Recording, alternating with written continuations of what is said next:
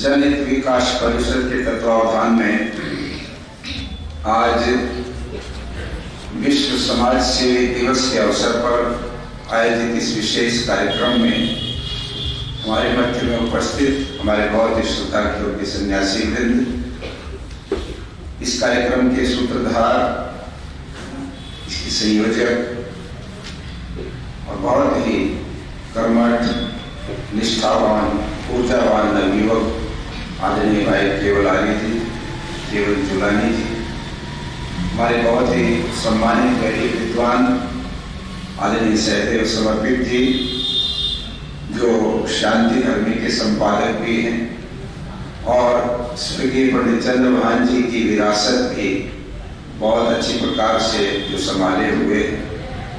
अभी जो बोल रहे थे तो मैं इनसे पूछ रहा था कि ये पंडित जी का कैसेट है या कोई और बोल रहा है। मैंने कहा सहदेव जी बोल रहे हैं। मैंने कहा आवाज भी, लहजा भी वही उसी प्रकार का। वास्तव में निस्संदेह उनके कार्य को आप आगे बढ़ा रहे हैं, बहुत ही प्रसन्नता की बात है। हमारे आर्य समाज के बहुत ही प्रतिष्ठित यूट्यूब न्यूज चैनल जो मिशन आर्यावर्त है उसके निदेशक और सार्वदेशिक आर्य परिषद हरियाणा प्रदेश के अध्यक्ष, बहुत ही तपस्वी तेजस्वी नवयुवक आदरणीय ब्रह्मचारी दीक्षेंद्र जी, हमारे सम्मानित साथी योगाचार्य सूर्यदेव जी, आदरणीय डॉक्टर राजपाल जी, श्री सत्यपाल जी सरपंच, आदरणीय भाई वीरेंद्र लाठर जी, श्री सज्जन सिंह राठी जी, आदरणीय सुखान सिंह आर्य जी, श्री देवेंद्र सारण जी, ये सभी हमारे बहुत ही प्रतिष्ठित साथी हैं जिनको नाम से मैंने संबोधित किया, और इस समिति से जुड़े हुए कर्मठ कार्यकर्ता और सहयोगी, जिनमें मुख्य रूप से हमारे आदरणीय सत्यवान जी जुलानी, मास्टर रविंद्र जी, श्री कृष्ण जी दहिया, हमारे संदीप ढांडा जी, प्रदीप बड़ौदी, दीपक ढांडा, कौशल जी, सुनीता जी बड़ौदी, नीतीश ढांडा जी और हमारे साथी सुरेंद्र खटकर जी और भी गणमान्य महानुभाव जो यहाँ उपस्थित हैं और बहुत श्रद्धा और सम्मान की योग्य मातृशक्ति, आप सब लोगों का अभिवादन, अभिनंदन। हमारे आदरणीय विद्या सागर शास्त्री जी, वो भी कहीं छिपे हुए बैठे लग रहे हैं, क्योंकि जैसे पहले कहा ये मुंह जो बंद है तो बहुत लोग पहचान से बाहर रह जाते हैं, किंतु मैं आप सभी लोगों का इस अवसर पर अभिनंदन करता हूँ और विशेष रूप से उन बुजुर्गों का जरूर अभिनंदन करता हूँ जिनका आज सम्मान होना है यहाँ पर। और ये दिन भी विशेष आप लोगों ने चुना है कि समाज सेवियों का ये दिन है, अर्थात समाज की सेवा करने वाले लोगों को एक बार वर्ष में हम लोग याद करें और उनसे प्रेरणा लें कि हम कैसे इस मनुष्य के जीवन को सार्थक बना सकते हैं। देखिए, हम सब लोग मनुष्य हैं। इस संसार में दो प्रकार की सृष्टि है। एक मनुष्य है जो कर्म योनि मानी जाती है, मुख्य रूप से कर्म योनि, और साथ साथ में भोगने के लिए मनुष्य आता है संसार में किए हुए कर्मों को। और दूसरी भोग योनि है जो कर्म नहीं करते किंतु उनको अपने कर्मों का जो फल है वो भोगना पड़ता है और वो इस संसार में भोगने के लिए आते हैं। हर सृष्टि के बाद जो प्रलय होता है उसके पश्चात फिर सृष्टि बनती है और उस सृष्टि में ये दोनों ही प्रकार की जो योनियां हैं, अर्थात दो प्रकार की जिंदगी जिनकी है, वो फिर आते हैं। इस वर्तमान सृष्टि में मनुष्य जो है वो क्योंकि सर्वोत्तम योनि है, वो भोगता भी है और नए कर्म भी करता है, अपने जीवन को उन्नति के शिखर तक ले जा सकता है। ये अधिकार, ये विशेष एक प्रकार से शक्ति मनुष्य को दी है भगवान ने। किंतु जो भोग योनि के प्राणी हैं, पशु पक्षी हैं, पेड़ पौधे हैं और भी जीव जंतु हैं, वो सब के सब भोग योनि के प्राणी हैं। उनके द्वारा किए जाने वाले कार्य उनके कोई कार्य में नहीं जुड़ते, ये उनका भोग है। घोड़ा तांगे में चलता है, तांगे में बैठे हुए लोगों के बोझ को खींचता है, डंडे भी खाता बेचारा, किंतु ये उसकी कोई सेवा नहीं मानी जाती, बल्कि उसका ये भोग है। उसका कोई नया कर्म नहीं बनता इससे। गाय का हम दूध पीते हैं तो हम अपने स्वास्थ्य के लिए अच्छा चारा देकर और उसके पैरों को बांध करके दूध निकाल लेते हैं। हम इसको गाय की सेवा नहीं मानते, बल्कि हम अपने स्वार्थ में अपने लिए उसका उपयोग करते हैं और उसका ये भोग है। इस प्रकार से दुनिया के जितने भोग योनि के प्राणी हैं वो नया कर्म नहीं करते, किंतु मनुष्य जो बनता है उसको नया कर्म करने के लिए प्रेरणा दी जाती है कि तुम कर्म भी करो और जो कुछ कर चुके हो पहले उनको भोगते भी रहो।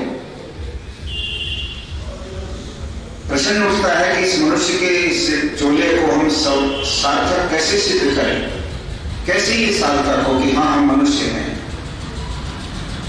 तो यहाँ पर एक बहुत ही सुंदर श्लोक हमारे विद्वान लोग सुनाया करते हैं। आहार निद्रा भय मैथुनम से समान एतत् पशुभिर नराणां धर्मो हि तेषां अधिको विशेषो धर्मेण हीना पशुभिर समाना। आहार, निद्रा, भय और मैथुन, ये चार बातें हैं जो पशुओं में और मनुष्यों में बराबर है। भोजन हम भी करते हैं, मनुष्य भी करते हैं और पशु भी करते हैं, पक्षी भी करते हैं। हम भी सोते हैं और वो भी सोते हैं। घोड़ा 3 टांग पर खड़ा रहता है, एक टांग को ऊपर उठाता है और सो लेता है, लेट के नहीं सोता, खड़ा खड़ा सोता है। अलग अलग विधि है उनकी निद्रा लेने की, सब पशु पक्षियों की। हम सोते हैं, वे भी सोते हैं, हम भोजन करते हैं, वे भी भोजन करते हैं। भयभीत हम भी होते हैं, अपने से ताकतवर से भयभीत वे भी होते हैं, भय का गुण उनमें भी है। और चौथा जो है संतान की उत्पत्ति करना, संतान पैदा करना, वो पशु भी करते हैं, हम भी करते हैं। ये चारों की चारों बातें समान हैं। तो अंतर क्या है मनुष्य में और दूसरे प्राणियों में? तो यहाँ पर दूसरी पंक्ति में होकर धर्मो ही तेषां अधिको विशेषो। तेषां का मतलब इन पशु पक्षियों में और मनुष्यों में, इनके बीच में एक धर्म तत्व है जो अधिक विशेष है, जिसके कारण से जो मनुष्य है उसका महत्व बढ़ जाता है। धर्म का अर्थ यहाँ पर वर्तमान में चल रहे उन कर्म कांडों को मैं नहीं कहता, उन रिचुअल्स को मैं नहीं कहता जो लोगों ने धर्म के नाम पर विभिन्न संप्रदायों के रूप में खड़ा कर रखे हैं। अलग अलग पूजा पद्धतियां बनाकर धर्म को मैं इस रूप में नहीं कहता। यहाँ पर धर्म का अर्थ इस श्लोक विशेष के कारण से यदि हम लेंगे तो वह है कर्तव्य, वो है विवेक से अपनी ड्यूटी को, अपनी जिम्मेदारी को समझने की योग्यता। ये योग्यता मनुष्य में है, ये पशु पक्षी में नहीं है। वो निर्णय नहीं लेता, उसमें ये विवेक नहीं है कि ये काम नहीं तो इसको यूं कर लो, इसको यूं कर लो, विकल्प नहीं है उसके पास। जिस काम के लिए उसको हमने तैयार कर दिया वो उस काम को कर देता है, क्योंकि हमने उसको सधा लिया है अच्छी तरह से। और अगर उससे हटके कुछ होगा तो ये फैसला नहीं लेगा कि मेरा आज मालिक घर में नहीं है, वो तो आंदोलन में गया हुआ है या वो किसी काम में गया हुआ है, चलो खेत में जाकर के मैं ही चारा लेकर के आ जाता हूं। बैल ये फैसला नहीं लेगा। तो इस प्रकार से जो ड्यूटी है, जो कर्तव्य है, वो मनुष्य जो है उसमें ये कर्तव्य का बोध, ये विवेक, ये एक विचार उसी में पैदा होता है। और यदि ये उसमें पैदा न हो, अपनी ड्यूटी को न समझ पाए, मेरा कर्तव्य क्या है, मैं मनुष्य हूं, इनसे अलग हूं, तो मुझे अलग अगर वो व्यवहार नहीं किया मैंने, तो मुझ में और पशुओं में अंतर क्या रह जाएगा, मुझ में और पशु पक्षियों में फर्क क्या रह जाएगा। तो आज हम लोगों को ये देखना है, ये विश्व दिवस जो समाज सेवियों का है, ये है एक बहुत महत्वपूर्ण बिंदु जिसके ऊपर हम लोगों को विचार करना चाहिए। यदि हम मनुष्य हैं तो हमको उस दुनिया के अंदर तमाम सारे और जितने प्राणी से हटकर विशेष कार्य करने के लिए हमको आगे बढ़ना चाहिए। और वो इसलिए आगे बढ़ना चाहिए, यदि हम वो नहीं करते, समान अवस्था में जी करके इस दुनिया से चले जाते हैं, कुछ खा लिया, कुछ पी लिया, कुछ बच्चे हो गए, उनके साथ अपना समय बिता दिया, जिंदगी निकल गई, तो कुछ भी तो साथ लेके नहीं गए। समाज सेवा क्यों महत्वपूर्ण है? समाज सेवा महत्वपूर्ण है इसलिए कि हम अपने और सारे दायित्वों से निवृत्त होकर जितनी जिम्मेदारियां हैं, घर की, गृहस्थ की, बच्चों की और दूसरी चीजें, अपने बिजनेस की, नौकरी की, अपने व्यवसाय की, अपनी खेती कार्य की, मजदूरी की, किसी भी रूप में हम जो काम करते हैं उनसे निवृत्त होने के बाद वो सारे के काम, सारे कार्य सकाम कर्म है। दो प्रकार के कार्य दुनिया में होते हैं, एक निष्काम कर्म, एक सकाम कर्म। सकाम कर्म वे होते हैं जो हमारी आवश्यकताओं की पूर्ति के लिए हमको करने पड़ते हैं, अर्थात जिनके पीछे हमारी कामनाएं जुड़ी हुई हैं। हमको अच्छा घर बनाना है, उसके लिए हमको धन जुटाना पड़ेगा। हमको अच्छा भोजन करना है, उसके लिए धन की व्यवस्था करनी पड़ेगी। वस्त्र खरीदने हैं, विवाह वगैरह करने हैं, सारी जिम्मेदारियां निभानी, वो सकाम कर्म है। और इन सकाम कर्मों से हमारा कोई भी संस्कार नहीं बनता।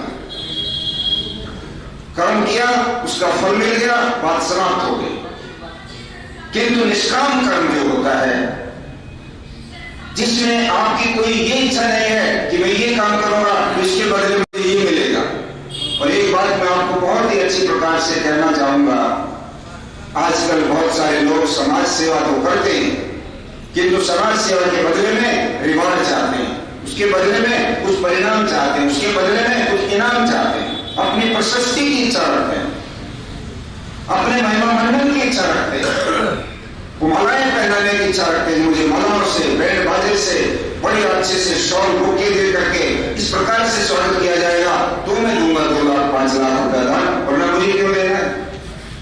जो व्यक्ति ये सोच करके किसी समाज के लिए काम आगे करता है, या किसी गरीब की मदद करने के लिए व्यक्ति जाए और वो कहेंगे, लोग ये कहेंगे कि देखो ये कितना गरीबों का हितैषी है, ये तो वास्तव में गरीबों का मसीहा है। ये वाहवाही लूटने के लिए अगर व्यक्ति किसी काम में सेवा करता है तो वो उसकी सेवा निरर्थक हो जाती है, निष्फल हो जाती है, और ईश्वर की व्यवस्था में उसका इसका कोई फल उसको नहीं मिलता है। इसलिए मनुष्य के जीवन को सार्थक बनाने के लिए, इसको रेलेवेंट अर्थात प्रासंगिक बनाने के लिए कि क्यों हम मनुष्य हैं, और मनुष्य हैं तो हमारे वो कौन से कार्य हैं जिनके द्वारा हमारा ये मनुष्य का होना सार्थक सिद्ध होगा, सफल होगा, और इसका रिजल्ट हमारे लिए बहुत सुंदर आएगा। ये जो बात है ये हमारे मन में स्पष्ट होनी चाहिए, तभी हम इस मनुष्य के जीवन को सार्थक कर सकते हैं। प्रश्न उठता है कि मनुष्य कौन होता है। हम हाड़ मांस की शक्ल में मनुष्य दिखाई देते हैं, और दुनिया में 700-750 करोड़ इसी प्रकार के लोग हैं। किसी भी दुनिया के कोने में चले जाओ, इसी प्रकार की बनावट का व्यक्ति मिलेगा, उसको कहेंगे ये मनुष्य योनि है। किंतु क्या इतने मात्र से मनुष्य हो जाता है? क्या केवल इस हाड़ मांस में जीवात्मा आ जाए और वो इसी तरह से लंबा चौड़ा 1.5 डॉल उसका शरीर का बन जाए और वो समाज में घूम रहा, कहेंगे ये मनुष्य है?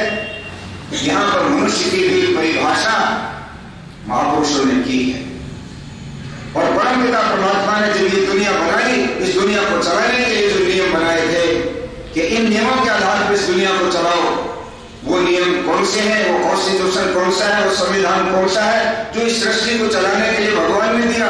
सबसे प्रारंभ में वो वेद है। यहां पर आप हो सकता है कि वेद के बारे में भ्रांति रखते हो या असहमति रखते हो, वो आप रख सकते हैं, आपका अधिकार है। किंतु मैं आपसे बहुत विनम्रता से ये निवेदन करूंगा, और उन तमाम लोगों से ये निवेदन करूंगा जो लोग वेद को भी और सारे धर्म ग्रंथों के बराबर में खड़ा कर देते हैं, वो अधूरा विचार रखते हैं। दुनिया के अंदर बहुत बड़ा संप्रदाय है इस्लाम, वो कुरान को मानते हैं।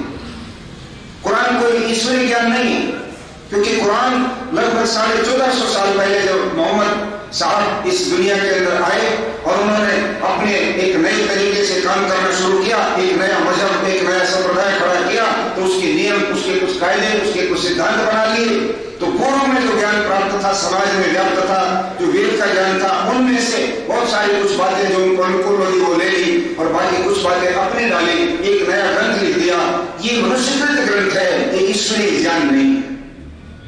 बाइबल बनी 2000 साल पहले, बाइबल के अंदर जो कहानियां लिखी हुई हैं, ये भी कोई ईश्वर ने कहानियां नहीं भेजी थी ईसा मसीह के हृदय में कि तुम इन कहानियों के आधार पर दुनिया को चलाओ, बल्कि उन्होंने उन कहानियों की रचना की, भेड़ बकरियों की और छोटे छोटे कबीलों की कहानियां उसमें भर रखी है। उनका ईश्वर से कोई मतलब नहीं था। ये भी इस तरह का एक मनुष्यकृत ग्रंथ है। गुरु ग्रंथ साहब को इसी प्रकार से तैयार किया गया। जन्मावस्था जो जरदस्तु नाम के एक महात्मा ने 4000 साल पहले जब इस दुनिया के अंदर सबसे पहला मजहब बना था पारसी मत, तब उसने तैयार किया। ये सब मनुष्यकृत ग्रंथ है, वेद इनके बराबर नहीं आते। प्रश्न उठता है आखिर ये बात कैसे हम दावा कर सकते हैं कि वेद मनुष्यकृत नहीं है? वेद को तुम भगवान का ज्ञान मान रहे और इनको मनुष्य का ज्ञान बता रहे। तो यहां पर भी आपको ये बात समझनी पड़ेगी पहले कि मनुष्य वेद ईश्वरकृत या ईश्वरीय ज्ञान क्यों है, कैसे सिद्ध होता है कि ये वेद परमात्मा का ज्ञान है। ये तर्क आप लोग अपने पल्ले बांध लेना। आपको बहस करनी होगी जब कोई आपसे सवाल पूछेगा, आप वेद की बात करते रहते हो, वेद को बताओ कि ये भगवान ने कैसे दे दिया, इसको हम कैसे मान लें। तो यहां पर जो तर्क है वो ये है कि मनुष्य जाति अर्थात मनुष्य दुनिया के अंदर जितने भी हैं ये ज्ञान से शून्य पैदा होते हैं। फिर दोहरा रहा हूं, मनुष्यों को परमात्मा स्वाभाविक ज्ञान दे करके पैदा नहीं करते, ये ज्ञान से शून्य पैदा होते हैं लगभग। और पशु पक्षियों को परमात्मा वो ज्ञान दे करके पैदा करते हैं जो उनके जीवन भरण पोषण के लिए आवश्यक है, स्वाभाविक ज्ञान। छोटा सा बच्चा आज पैदा हुआ, पानी में फेंक दिया और वो तैर करके बाहर निकल गया।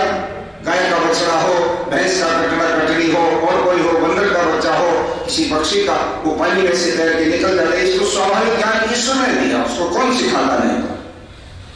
किंतु मनुष्य को स्वाभाविक ज्ञान नहीं दिया, आज भी नहीं होता और दुनिया जब बनी थी तब भी नहीं होता था। आप सोचते होंगे कि मनुष्य इतना सर्वोत्तम कोटि का, सब सारी दुनिया के जानवरों से, सब चीजों से इतना बुद्धिमान, इतना सब कुछ। किंतु आप ये बात याद रखिएगा, जब ये मनुष्य का बच्चा पैदा होता है उस समय इसको कोई स्वाभाविक ज्ञान नहीं है। और जब परीक्षण किया गया तो परीक्षण में ये पाया कि जब बच्चा पैदा हुआ हॉस्पिटल में डिलीवरी हुई, उसको एक शीशे के केबिन में रख दिया गया, 2 वर्ष तक उसके अंदर रखा गया।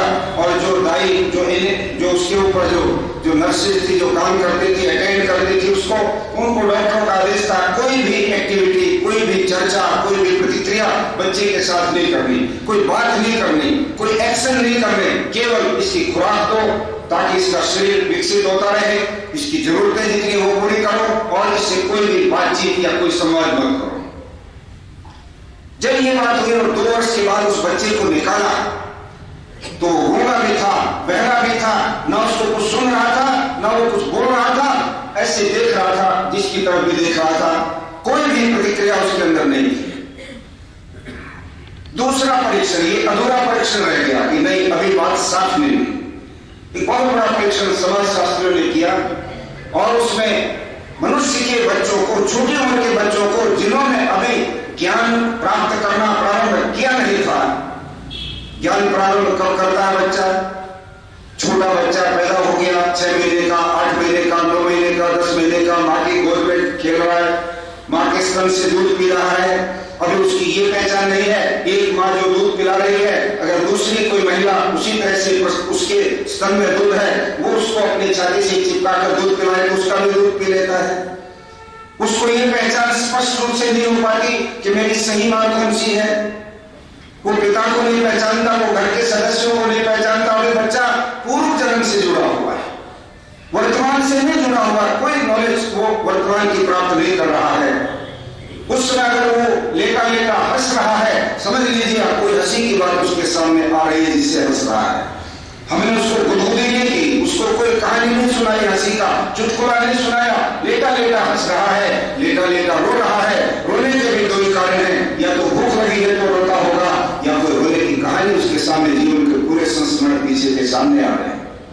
किंतु जब वो बच्चा वर्तमान से जुड़ने लगता है, माँ को पहचानने लगता है, उसको थोड़ा सा कड़वी बात कह दो तो रोएगा, गुस्सा करेगा, नाराज हो जाएगा, फेंक जाएगा, भाग जाएगा कि नहीं मैं आज रोटी नहीं खाऊंगा। जब ये प्रतिक्रियाएं शुरू हो जाती हैं तो मतलब वो फैसला लेने लग गया कि मेरे लिए सही बात क्या है, मुझे मेरा अपमान हो रहा है या नहीं।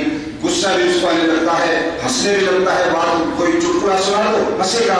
इसका मतलब वो वर्तमान से जुड़ गया है और वर्तमान की बातों से वो नॉलेज लेने लगता है, सीखने लग जाता है।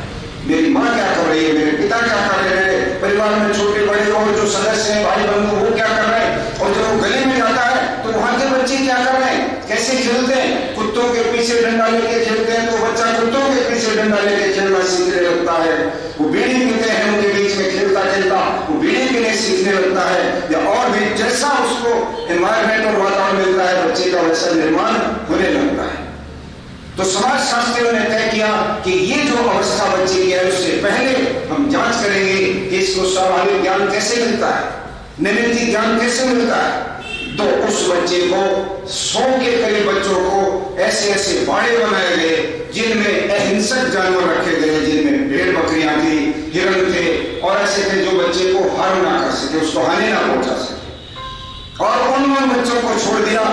रात में उनके जो वाचन वार्ड के जो लोग थे वो जाते थे, कुछ खाने का पैकेट फेंक देते, जिधर बच्चे को देखते कि इस बाड़े में बच्चा अभी किधर घूम रहा है तो वहीं डाल देते, उनको खोल करके खा लेता।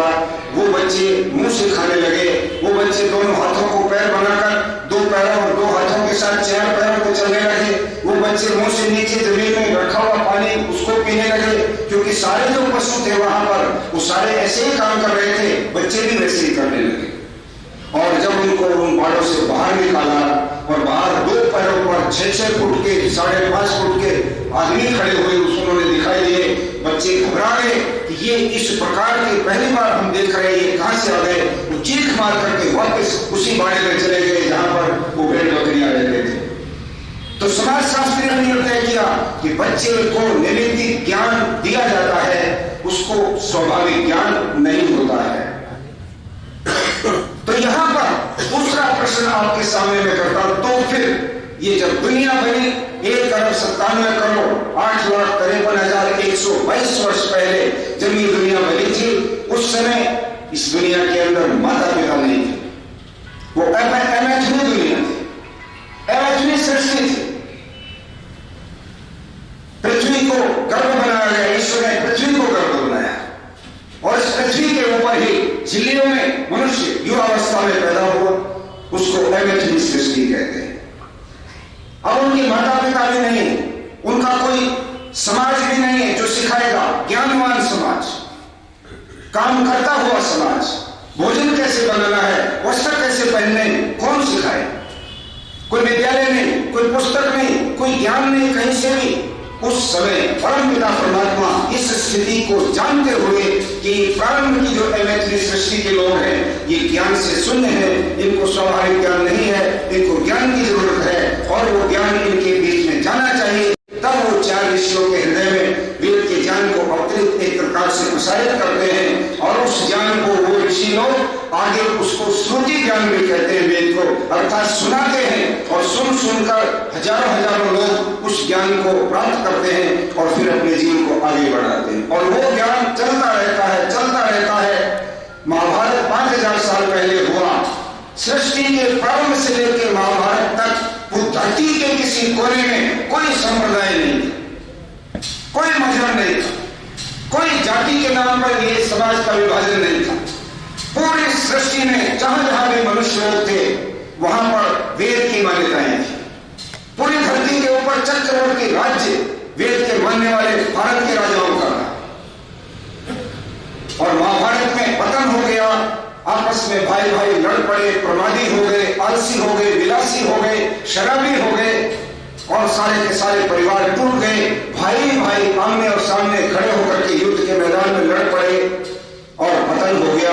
महर्षि राय लिखते हैं महाभारत से 1000 साल पहले भारत के अंदर ये आलस और प्रमाद और ये सारी बातें फैलने लगी थी, जिसके कारण से भारत का पतन 1000 साल पहले शुरू हुआ। किंतु महाभारत में आकर उसका पूरी तरह से पटाक्षेप हो गया और महाभारत होने के बाद लगभग 1000 साल तक कोई भी दुनिया का मजहब संप्रदाय सामने नहीं आया। किंतु 4000 साल पहले जरदस्तु नाम के एक महापुरुष ने एक नया मजहब बनाया जिसका नाम है पारसी मजहब, पारसी मत, पर्शियन रिलीजन धर्म नहीं होता, ये अंग्रेजी का शब्द है। आप लोग रिलीजन आते कहते ये धर्म है, धर्म तो एक होता है। दुनिया के अंदर धर्म मनुष्य जितने उनका एक ही होता है। सूर्य प्रकाश देता है तो सारी दुनिया में सूर्य प्रकाश ही देगा। अलग अलग सूर्य नहीं होते कि चीन का सूर्य ठंडी देता हो और हमारा सूर्य गर्मी देता हो, नहीं होता। सत्य एक ही होता है और इसी प्रकार से धर्म भी दुनिया के अंदर एक ही होता है, किंतु मत विभिन्न होते हैं, मत भिन्नताएं होती हैं। मेरा और आपका मत किसी विषय में अलग अलग हो सकता है। आप अलग दृष्टिकोण से सोच सकते हैं कि नहीं स्वामी जी मैं ऐसा मानता हूं, इस विषय में ये चीज ज्यादा प्रभावी होगी, आपका मत है। दुनिया के अंदर 8 ऐसे मत हैं जिनको सेमेटिक रिलीजन कहते हैं, सेमेटिक मत कहते हैं, जिनमें से 5 भारत से बाहर बने और 3 भारत के भीतर बने।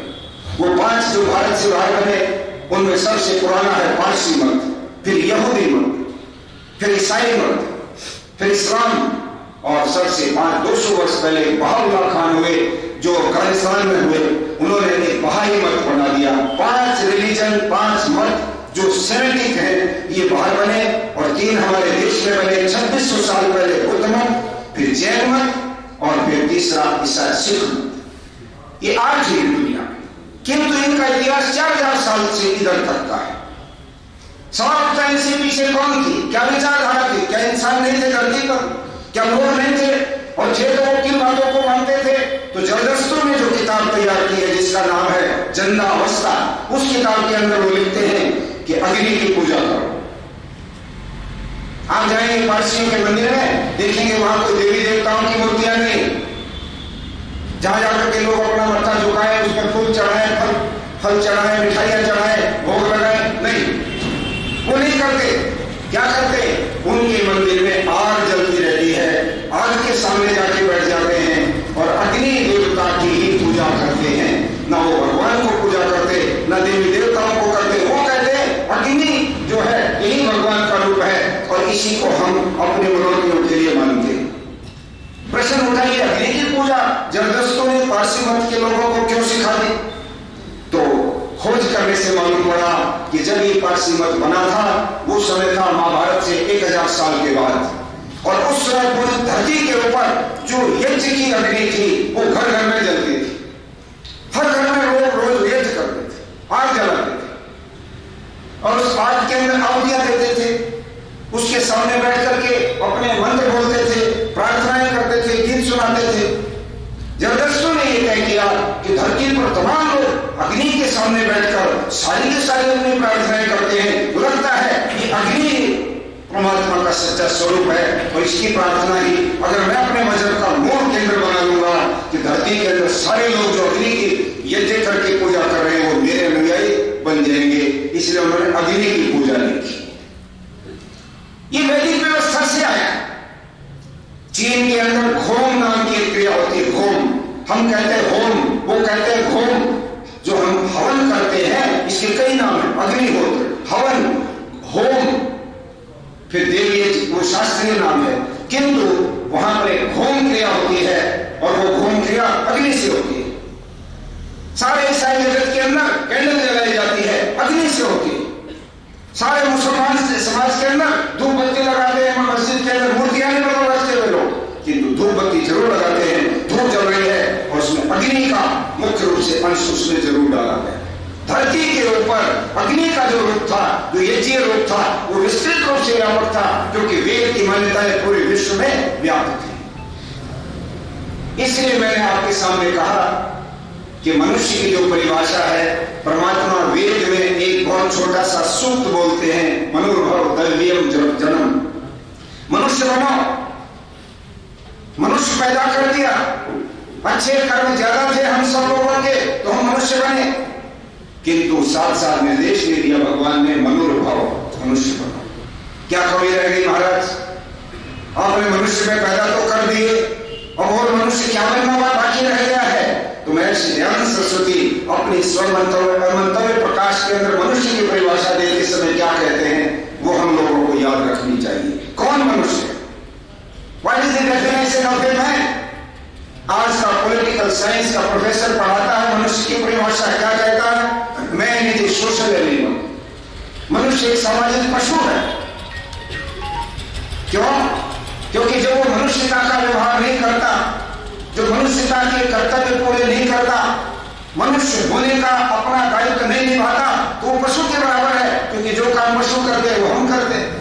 एक ही तो बात हमारे पास फालतू है कि हम वो काम करें जो वास्तव में मनुष्य होने के नाते हमारे लिए आवश्यक है करने। वो कर्तव्य बोध, वो ड्यूटीफुलनेस, वो विवेक हमारे मन में होना चाहिए कि मेरी जिम्मेदारी क्या है, मनुष्य होने के नाते मैं क्या करूं। आज क्या हो रहा है? पशुओं को जो मनुष्यों की तुलना करते हैं तो आप खुद देखिएगा कितना अंतर है। हम उतने पक्के नहीं जितने पशु अपने पक्के हैं। पहला नंबर है आहार।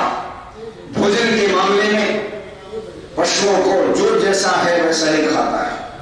मांसाहारी मांस ही खाता है, शाकाहारी पशु शाकाहारी करता है, मांस पड़ा रहेगा वो नहीं खाएगा, चारा ही खाएगा। किंतु हम मनुष्य का क्या सिद्धांत है, इसका ना ये पता शाकाहारी है ना ये पता ये मांसाहारी है, सब कुछ इसके लिए खुला मंच है। हम मांसाहार भी करते हैं, हम शाकाहार भी करते हैं और भी पता किस किस तरह के आहार करते हैं। धरती के कोने कोने में जगह जगह घूमने के कारण से मैं देखता हूँ कच्चा मांस भी लोग खाते हैं, कुत्ते का मांस भी लोग खाते हैं, सांप का मांस भी खाते हैं, उसको काट के कीमा बनाकर खाते हैं चीन के लोग, चूहे भी खाते हैं। और चीन के लोगों के लिए तो ये प्रसिद्ध था, चूहे खाने वालों का देश, मक्खी खाने वालों का देश। इस तरह का देश भी है जो मक्खियों को भी उबाल करके खा लेते हैं। और हमारे यहाँ तो मक्खी चली जाए तो उल्टी हो जाए। किंतु धरती के ऊपर मनुष्य का भोजन के मामले में कोई पक्का सिद्धांत नहीं है। कहते हैं एक बार एक गधा हरी हरी भांग की एक फसल थी उसमें चला गया और जाकर के उसने सूंघना शुरू किया तो गधे को आभास हुआ कि ये मेरा भोजन नहीं है। और वो जैसे उल्टा मुड़ने लगा तो भांग कहती है, और भांग को बोलते थोड़ी है, ये तो अलंकारिक ढंग से जो साहित्यकार है वो बुलवाते हैं, वो उनकी भाषा बनाते हैं। तो कहते हैं भांग ने कहा रे गधे, दुनिया तो मुझे ले जा करके सिलबट्टे पर पीस करके ठंडाई बना करके पीती है, मुझे सुखा करके उसको ऐसे करके और उसमें डाल करके किसी उसमें उसको आग लगा करके पीते हैं लोग। मेरे में से ही भांग में से ही वो सुल्फा गांजा बना लेते हैं लोग। पसीना लगा करके शरीर में भांग के खेत में से निकल जाओ और शरीर में जो मैल आएगा उसको उसके वो बना करके उसकी पोटली सी और वो उसको आग में लगा उसको पी लो, गांजा हो जाता है, सुल्फा हो जाता है। तो कहते लोग तो मेरा इतना लाभ लेते हैं और तुम यूं मुंह करके वापस चल पड़े, मुझसे नफरत है तुमको।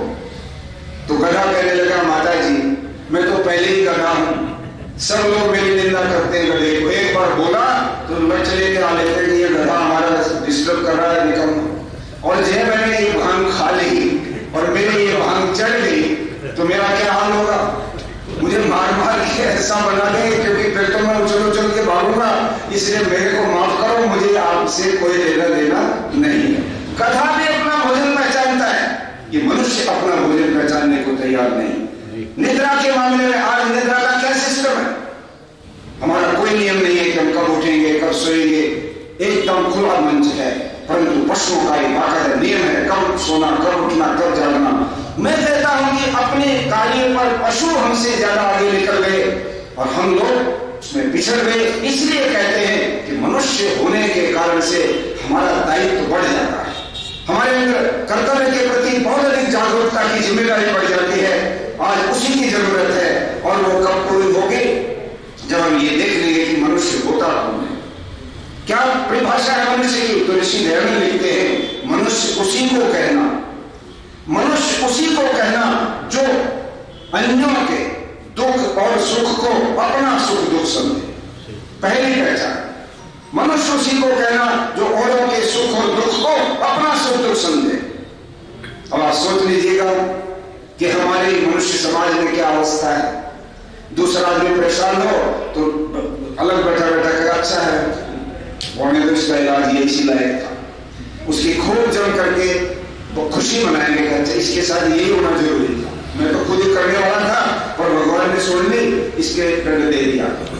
दूसरे की उन्नति हो जाए तो हमें परेशानी हो जाती है, अरे इसका लड़का तो IAS सेलेक्ट हो गया, इसका लड़का तो ये हो गया, ये तो इतना ज्यादा इसकी इज्जत होती, जगह जगह लोग इसके मॉडल बनाते, ये क्या है, उसकी निंदा करेंगे। उसकी उन्नति भी बर्दाश्त नहीं होती है। दूसरों के सुख और दूसरों के दुख को जो व्यक्ति अपना सुख दुख समझे, सुखी व्यक्ति को देख करके प्रसन्न हो जाए, दुखी को देख करके द्रवित हो जाए कि ये दुखी क्यों है, इसका दुख मैं कैसे मिटा सकता हूं, मेरे पास सब कुछ जो कुछ भी है, अगर ये दुख इसका खत्म हो जाए मैं सब कुछ इसके लिए दे सकता हूं, वो है मनुष्य। अन्यों के सुख दुख को अपना सुख दुख समझे। नंबर 2, अन्यायकारी बलवान से भी नहीं डरे और निर्बल धर्मात्मा से डरता रहे। ये दूसरा गुण है मनुष्य का, अन्यायकारी बलवान से भी नहीं डरे। कितना ही ताकतवर हो कोई व्यक्ति और आप अपने सत्य पर खड़े हो, आप अपने धर्म पर खड़े हो, आप अच्छाई पर खड़े हो, उस समय आपको भयभीत नहीं होना, मरने से डरने की जरूरत नहीं। हथेली पर सिर रखो, राजा हो, कोई और कोई बड़ा कितना ही खतरनाक व्यक्ति हो, आप अगर ईमानदारी से सच्चाई पर अड़ी हो, आपको कोई परवाह करने की जरूरत नहीं। ये मनुष्यता का दूसरा गुण है। और निर्बल धर्मात्मा, कमजोर आदमी है परंतु धर्मात्मा है, देवता तुल्य है। वो बिल्कुल गरीब भी है, वो शरीर से कमजोर भी है, उस बेचारे की कोई बहुत अधिक पहचान भी नहीं समाज में है, किंतु उससे हमेशा उसका आदर करना, उससे ये मानना कि ये जो व्यक्ति है वास्तव में इसका कोई सानी नहीं, इस जैसा व्यक्ति दूसरा नहीं देखा, भले ही गरीब हो, भले ही कमजोर हो, परंतु धर्मात्मा एक नंबर का है। अपने परिवार को भी अगर कोई नुकसान होता हो तो ये कभी न्याय नहीं करता ये व्यक्ति। ऐसा व्यक्ति को सम्मान देना और अन्यायकारी का अपमान करना, ये मनुष्य का दूसरा गुण है। तीसरा, इतना ही नहीं, आगे में लिखते हैं, वो अन्यायकारी जो ताकतें हैं उनको समाप्त करने के लिए हमेशा उद्यत रहना, और उसके लिए प्राण भी चले जाए तो उसकी भी परवाह नहीं करना। तीन कसौटी स्वामी दयानंद जी ने मनुष्य की दी है।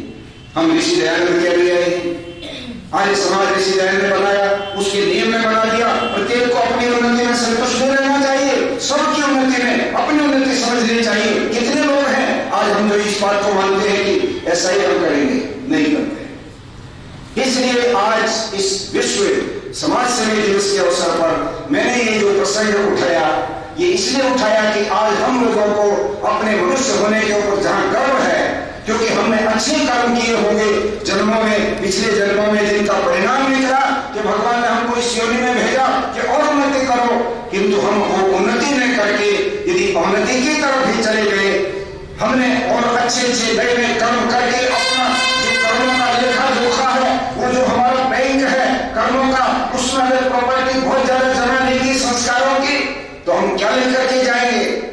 कुछ भी हम इस दुनिया से लेके नहीं जाएंगे, बल्कि पशुवत जी करके धरती से चले जाएंगे। आगे भगवान पता नहीं मनुष्य बनाएगा या क्या बनाएगा, वो देखा जाएगा, क्योंकि हम तो कुछ कर ही नहीं रहे। कई लोग कहते जब ना मैं अच्छा करता ना मैं बुरा करता, वो और भी गड़बड़।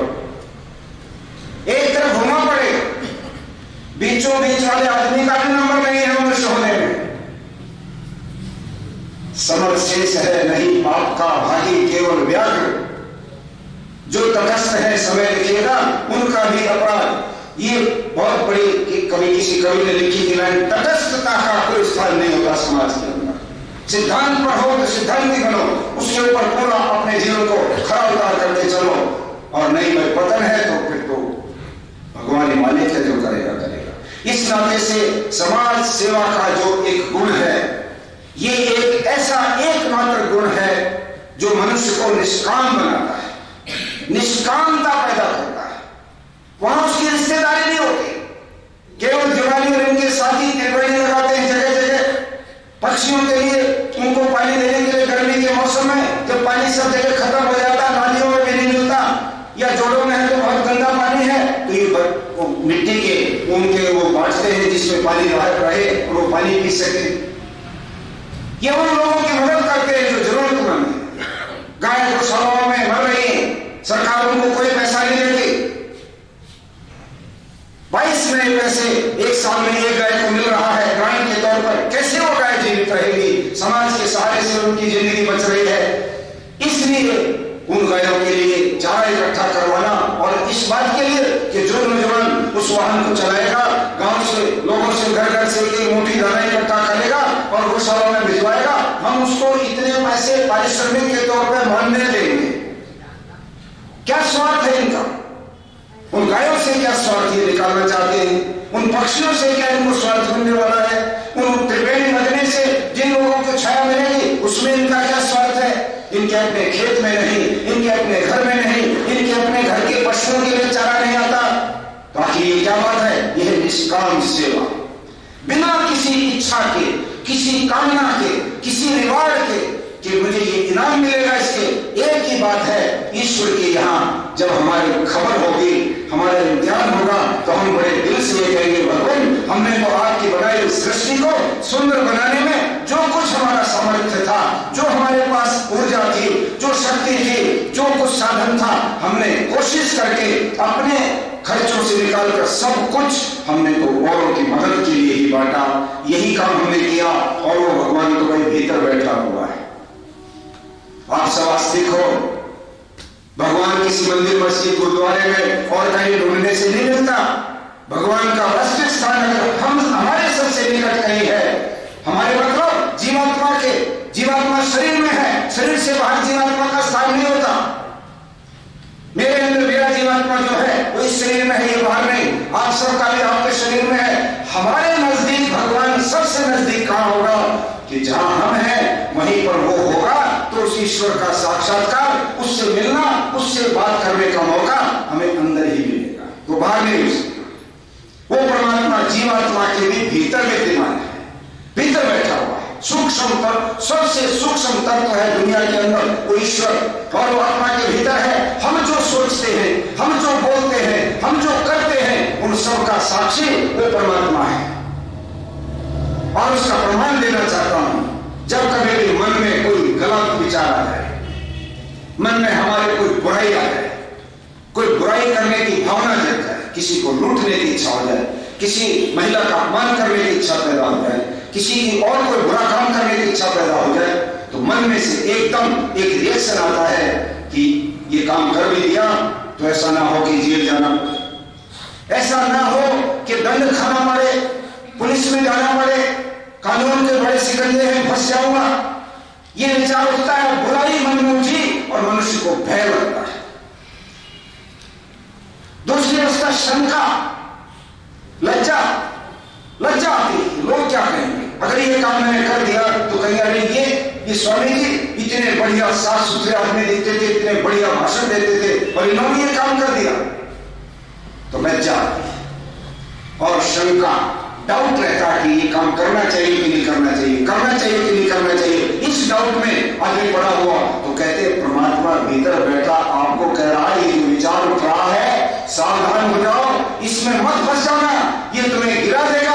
तुम्हें डर भी लग रहा है, तुम्हारे अंदर लज्जा भी उठ रही है, तुम्हारे अंदर शंका भी उठ रही है, किंतु फिर भी हमारे भीतर जन्म जन्मांतर से जो दुर्गुण पड़े हैं, काम का, क्रोध का, लोभ का, अहंकार का, द्वेष का, ईर्ष्या का, नफरत का, हिंसा का, दुनिया भर के जो हमने दुर्गुण भीतर बैठा रखे हैं वो हमको खींच ले जाते हैं। पैसे का लालच, हमको दिखता है रिश्वत लेंगे, इसके खिलाफ तो कानून है, पकड़े गए तो फंस जाएंगे।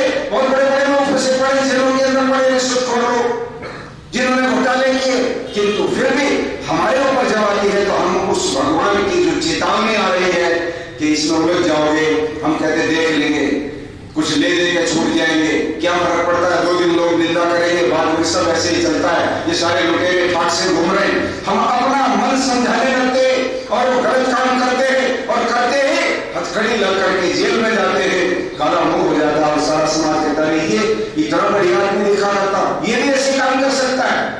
हम गिर जाते हैं क्योंकि काम के अंदर पीड़ित होकर बहुत बड़े बड़े जो इस समाज के करोड़ों करोड़ों लोगों को बहकाने के अंदर सफल थे, जो बाबा लोग थे, आज वो जेल में पड़े हैं क्योंकि काम को जीत नहीं पाए, काम के गुलाम। जब ईश्वर ने उनके भीतर ये चेतना पैदा की कि तुम जो काम करने लगे हो, तुम्हारा चेहरा बहुत प्रसिद्ध है, बहुत लोग तुम्हारे से आस्थाएं रखे बैठे, विश्वास रखे बैठे, अगर तुम ऐसा कर दोगे तो मारे जाओगे। किंतु उनके मन में भी यही विकल्प उठा, कुछ नहीं फर्क पड़ता, हजारों करोड़ रुपया रखा है तहखानों में, खरीद लेंगे जजों को, खरीद लेंगे सरकारों को, खरीद लेंगे पुलिस के अफसरों को, क्या फर्क पड़ता है। तो फिर उनको जेल ही जाना पड़ा और जेल भी आखिरी श्वास जेल में लेंगे, बाहर का मुंह नहीं देख पाएंगे। ये सजा कोर्टों से ऐसे लोगों को मिली। तो मैं ये कहना चाहता हूं कि हम लोग समाज सेवा के क्षेत्र में जो लोग उतरते हैं उनको सबसे बड़ा बेनिफिट, सबसे बड़ा लाभ क्या होता है? सबसे बड़ा लाभ होता है उनके जो चित्त है उसके अंदर बहुत अच्छे संस्कार, निष्काम भावना के संस्कार, लिप्त न होने के संस्कार उनके अंदर भर जाते हैं और परमात्मा उन संस्कारों के बल पर उसको केवल एक साधारण मनुष्य नहीं पैदा करता, बल्कि उसको देव पुरुष के तौर पर पैदा करता है। और ये भगवान कृष्ण, भगवान राम और महापुरुष जितने दयानंद, जिनके भी नाम लोगे, जिनको लोग कहते हैं भगवान ने अवतार ले रखा है, भगवान तो कभी इस धरती पर अवतार लेके नहीं आते, किंतु भगवान के जो गुण जिनके अंदर आ जाते हैं वही लोग कहलाए जाते हैं कि देखो असली भगवान का जो अनुसरण है वो तो ये लोग कर रहे हैं।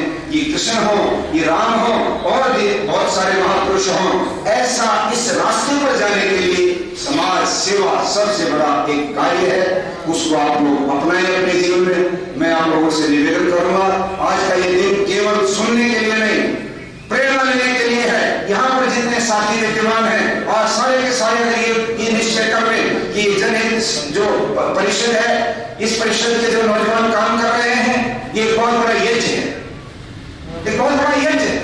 यज्ञ केवल हवन कुंड में आहुति देने का नाम नहीं होता। यज्ञ का मतलब होता है परोपकार, यज्ञ का मतलब होता है त्याग, यज्ञ का मतलब होता है सेवा, यज्ञ का मतलब होता है औरों के दुख को मिटाने के लिए आगे आकर के अपने सुख को छोड़ देने की भावना, ये यज्ञ। आग जलती है, आग में आहुतियां डालते हैं, आग अपने पास उन आहुतियों को नहीं रखती, बल्कि उनको सूक्ष्म बनाकर पूरे वायुमंडल में फैला देती है। और इस वायुमंडल में फैल जाने से हजारों हजारों पशु पक्षियों का, पेड़ पौधों का, मनुष्यों का, सबका भला हो जाता है। ऐसे कार्य जिनसे सबका भला होता हो वो है यज्ञ। और वो समाज सेवा के माध्यम से वो यज्ञ हम लोगों को करने का संकल्प लेना चाहिए।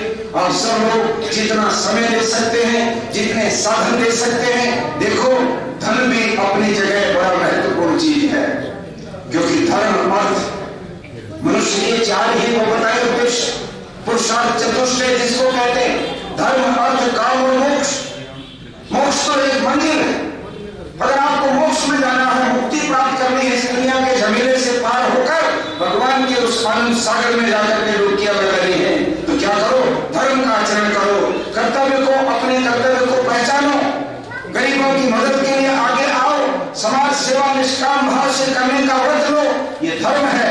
और अर्थ शुद्ध सात्विक साधनों से अच्छे तरीके से धर्म के अनुसार आप अर्थ का उपार्जन करो, धन कमाओ, मेहनत से कमाओ, खूब कमाओ। और उस धन की जो गति है दान भोग और नाश, उसको ध्यान रखो।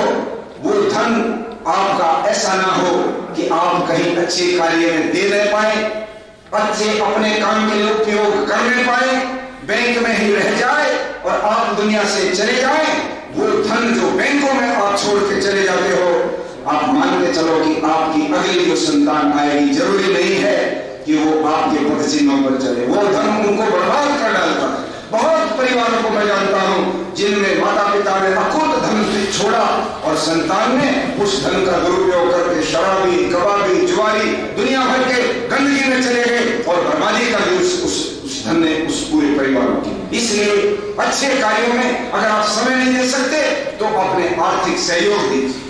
आर्थिक सहयोग आपसे नहीं बनता, आप समय दीजिए। इनके साथ कई एक दिन में 2 घंटे का समय आपके कार्य के लिए देता हूं, या एक सप्ताह में 1 दिन का समय आपके कार्य में देता हूं। देखो समाज के अंदर एक बहुत बड़ी क्रांति, एक बहुत बड़ा एक विशेष अभियान चल पड़ेगा और लोग इस बात को समझने लगेंगे, हम भी कोई अच्छे कार्यों से जुड़े, परोपकार के कामों से जुड़े।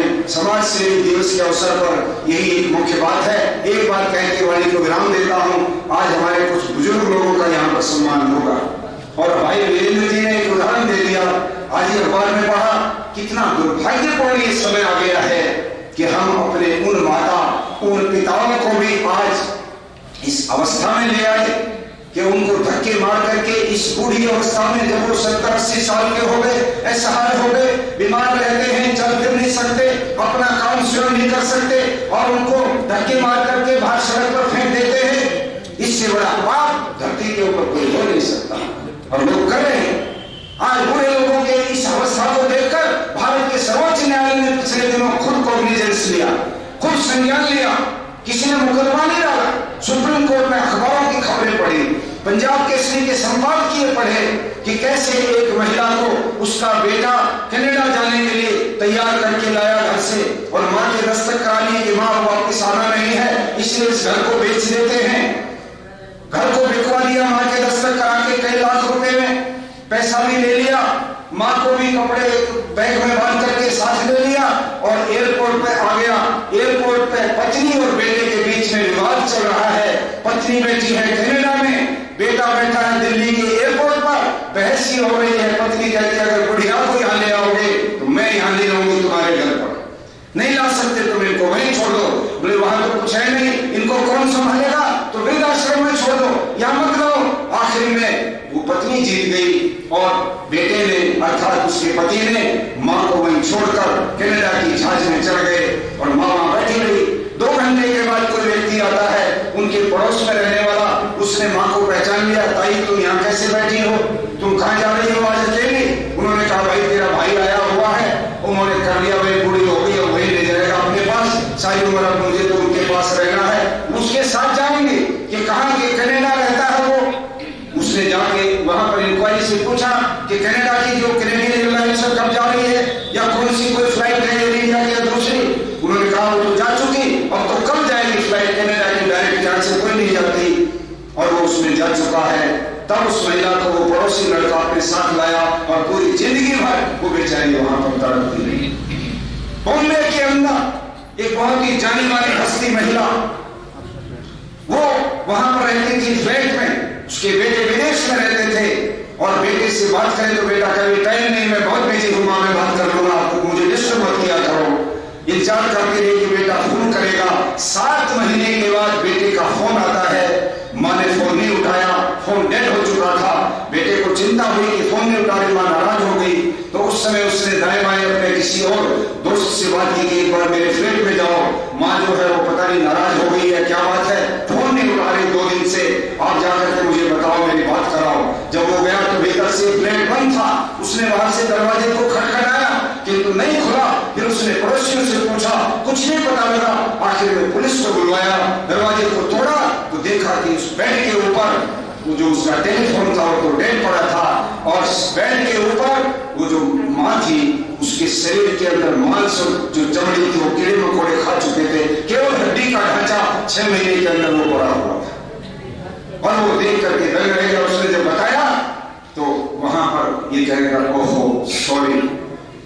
सॉरी के सिवाय उसके पास कोई शब्द नहीं थे। आज बुजुर्गों की अवस्था हो गई तो सुप्रीम कोर्ट ने संज्ञान लेकर के आदेश किया पिछले दिनों, बूढ़े सुन ले, आपके लिए बहुत बड़ा फैसला सुप्रीम कोर्ट का है, कोई डरने की जरूरत नहीं है। अगर आपके घर में आपको ऐसा निकम्मा आपका बेटा या आपकी बहू आपको घर से धक्के मार के निकालने की बात करे तो सुप्रीम कोर्ट की रूलिंग है, किसी भी पढ़े लिखे आदमी से बात करना आपके लिए एक एप्लीकेशन लगाने की जरूरत है। घर आपका रहेगा जब तक ये श्वास आपकी रहेगी, इस शरीर में चले, आपसे घर कोई नहीं ले सकता। बेटे बहू को बाहर निकाल देगी पुलिस, आपका घर रहेगा, आपको कोई बाहर नहीं निकाल सकता। ये सुप्रीम कोर्ट का लगाया हुआ है, क्योंकि पंजाब के सिंह का एडिटोरियल था इसके ऊपर। तो मैं ये कहना चाहता हूं, आज बुजुर्ग जो लोग हैं हमारे, इनका अपमान क्यों हो रहा है? क्योंकि भाई हमने संस्कारों का जो महत्व था वो छोड़ दिया। बच्चों को संस्कार हम देते नहीं हैं, बच्चों को हम समझाते नहीं हैं कि इनका क्या महत्व है हमारी जिंदगी में। उन बुजुर्गों के पास हम बैठते नहीं हैं, उनकी बातें हम सुनते नहीं हैं, कुछ भी तो उनकी सेवा शुश्रूषा हम नहीं करते। इसलिए आज के इस दिवस पर यह भी निश्चय करें, जैसे भाई केवल जी और इनके साथी आज कुछ बुजुर्गों का सम्मान करेंगे। एक बहुत बड़ा, मैं तो कहता हूं, इनका ये जीवित श्राद्ध है। श्राद्ध तो लोग मरे का करते हैं, और मरे का श्राद्ध वैसा नहीं होता जैसा हम कर रहे हैं। मरे पीछे तो केवल हड्डियों को ही चद्दर उठा के जलाने तक जाते हैं, ये श्राद्ध है। या किसी को खाना खिला दिया, ये श्राद्ध है। उसको क्या मिला जो चला गया? उसको तो जीते जी उसकी सेवा और उसका श्राद्ध का मतलब उसके प्रति श्रद्धा को व्यक्त करना। ये जीवित श्राद्ध एक प्रकार से बुजुर्गों का है, जिनको आप आज सम्मानित करेंगे। उनका मन कितना गदगद हो जाएगा, कितना उल्लासित हो जाएगा कि भाई ऐसे भी संस्थाएं हैं जो हमारी भी कुछ इज्जत करते हैं, हमारी भी कुछ कीमत जानते हैं। इसलिए मैं बधाई देता हूं आपको आज समाज सेवी दिवस पर इन बुजुर्गों को सम्मानित करने का, या उन कर्मठ कार्यकर्ताओं को सम्मानित करने का निश्चय आपने किया है, जो अपना जीवन, अपना समय समाज की सेवा के लिए लगाना चाहते हो, लगा रहे हैं। मैं आपकी संस्था को, आपके सारे साथियों को और जो जो भी इस महान यज्ञ में, इस प्रकल्प में, इस अभियान में सहयोगी हैं, किसी भी रूप में, चाहे अर्थ का सहयोग देते हैं, चाहे समय का सहयोग देते हैं, जिस भी रूप में योगदान आप करते हैं, आप सब लोगों को साधुवाद, शुभकामना और आप लोगों की मंगल कामना करते हुए वाणी को विराम देता हूँ। धन्यवाद। सदगुरु साधु हो गया था जब स्वामी बोल रहे थे कि मनुष्य और पशु पक्षियों में भोजन का अंतर है और मनुष्य का कोई भोजन नहीं है। पशु शाकाहारी जीवन व्यतीत करते हैं, जो पशु मांसाहारी वो मांस ही खाते हैं। शेर भूखा मर जाता है, घास नहीं चरता।